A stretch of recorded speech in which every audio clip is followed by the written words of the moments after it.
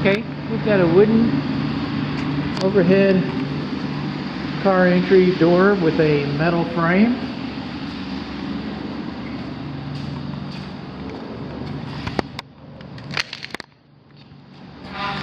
And you'll notice that it's ajar, okay, because we pulled the emergency release handle, and we pulled it down.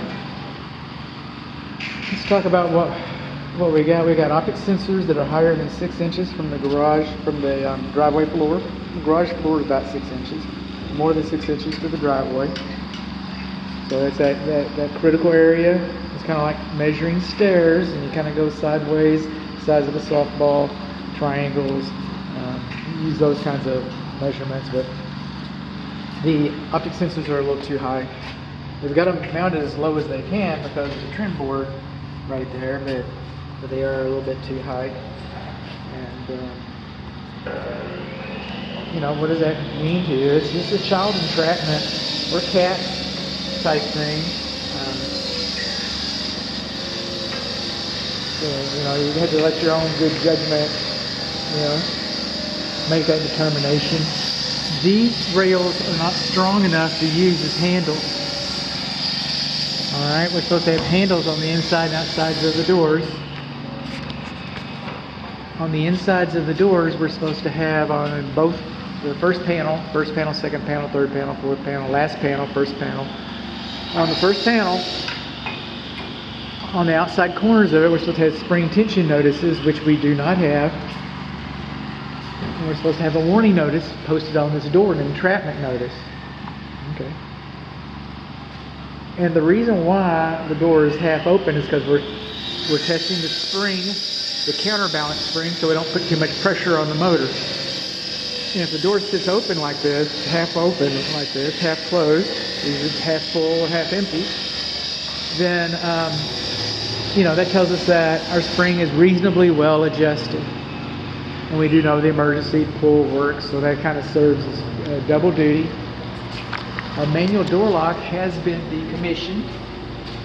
Okay, so that way you can't lock the door accidentally, or lock the door and then forget about it and accidentally damage the door when you try to raise and lower and raise it.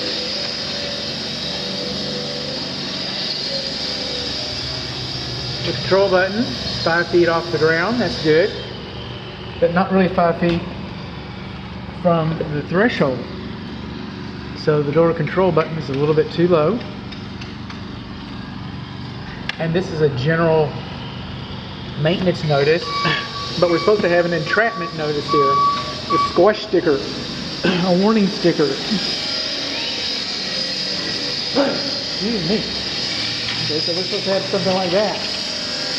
So we got a low control button. We do not have a warning notice. We have high optic sensors. We do not have spring tension notices. We do not have a warning notice. We do not have a pull handle inside of the door. Those are the things that we do not have. So what we're going to do over here, I do not do block tests. Builders love to do block tests. The builder will come in here and show you how to do a block test. I don't know what it is, man. When you ask them to show you a block test, they'll just jump right on it. Builders love that. They're just like, oh man, I was waiting for that question. That's the way they work, man. I don't know. It's the nature of the beast. So I don't want to take that away from him. I don't want to deprive him of his joy. But I also made a business decision to do no harm. I do not do block tests. Not that they're required, because they're not. But I don't do them.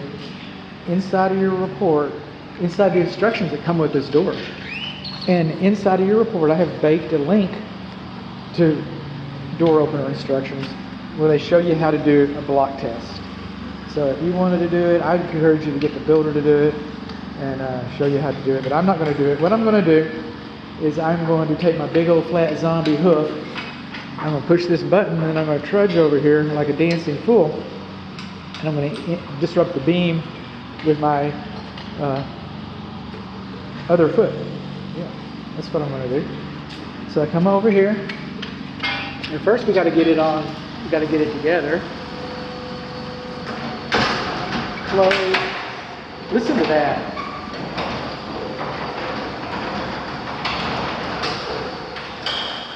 Open sesame.